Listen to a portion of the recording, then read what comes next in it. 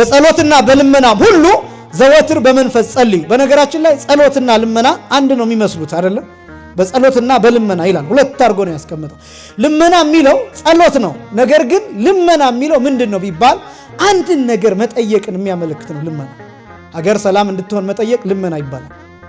ትዳር እንዲሰጥ መለመን ልመና ይባላል። ስራ እንዲሰጥ መለመን ልመና ይባላል። ጤና እንዲሰጥ መለመን ልመና ይባላል። የታመሙ ሰዎች እንዲፈወሱ መጸለይ ልመና ይባላል። ግን ጸሎት ነው። ጸሎት ግን ልመናን ብቻ የሚያካትት አይደለም። ምስጋና ጸሎት ነው። ለምሳሌ ጌታ ሆይ አመሰግንሃለሁ ጸሎት ነው። አንዳንዱ ሰው ጸሎት የሚመስለው ልመና ብቻ ወይም ደግሞ እግዚአብሔርን አንዳች ነገር መጠየቅ ይሄን ስጠኝ ማለት ብቻ የሚመስለው አለ።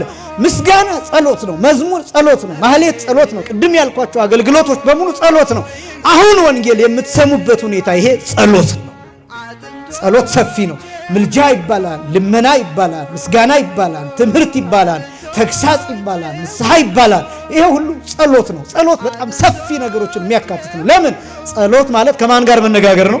ከእግዚአብሔር ጋር መነጋገር